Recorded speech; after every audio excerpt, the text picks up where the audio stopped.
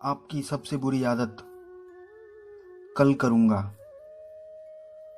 कुछ दिनों में करूँगा, या एक बार बस ऐसा हो जाए फिर करूँगा। यदि एक क्षण को रुककर आप यह सोचेंगे कि अपने जीवन में आप इन वाक्यों का कितना प्रयोग करते हैं, तो आप भी चौंक जाएंगे। इसी से जुड़ी है हमारी सबसे बुरी आदत। जानते हैं कौन सी? जीवन में जो चीज़ें हम जानते हैं कि सही हैं, उन्हें तो हम कल पर टालते रहते हैं, और जो कुछ भी इच्छाओं की पूर्ति के लिए होता है वो सब जल्द से जल्द करना चाहते हैं।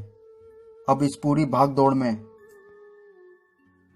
कब जीवन बीत जाता है उसका हमें कभी पता ही नहीं चलता। जो आवश्यक है वो चाहत के आगे छुप जाता है। इसका कारण और समाधान समझते हैं महाभारत की एक कहानी से। एक बार युधिष्ठिर ने भीष्म पितामह से पूछा, समय के साथ जैसे जीवन बीतता जाता है ऐसे में व्यक्ति एक सही जीवन जीने के लिए क्या कर सकता है? इस प्रश्न के उत्तर के तौर पर पितामह ने उन्हें एक संवाद के विषय में बताया जिसे पुत्र गीता कहा जाता है। यह संवाद मेधावी नाम के बालक और उसके पिता के बीच हुआ था। इसी संवाद से कुछ श्लोक आपके साथ साझा करते हैं। जब एक एक रात बीतने के साथ ही आय बहुत कम होती चली जा रही है, तब छिछले जल में रहने वाली मछली के समान कौन सा सुख पा सकते हैं? जिस रात के बीतने पर मनुष्य कोई शुभ कर्म न करे, उस दिन को विद्वान पुरुष व्यर्थ ही गया समझें। मनुष्य की कामनाएं पूरी भी नहीं होने पाती कि मौत उसके पास आ पहुंचती है।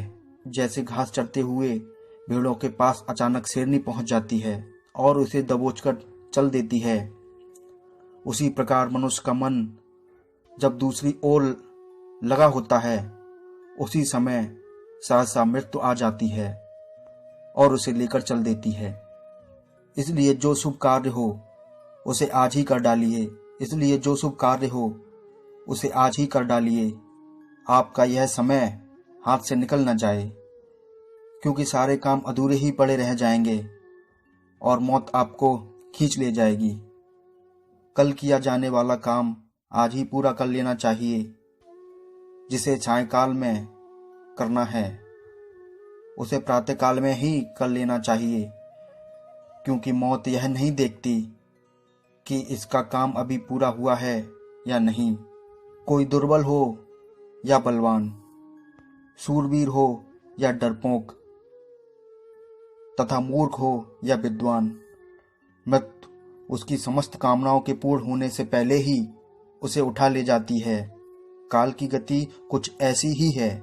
कैसे बचेंगे इस बीतते हुए साल के साथ? जीवन के महत्व को समझें। सालों से मन में घर कर चुकी परेशानियों का आखिरी समाधान करें।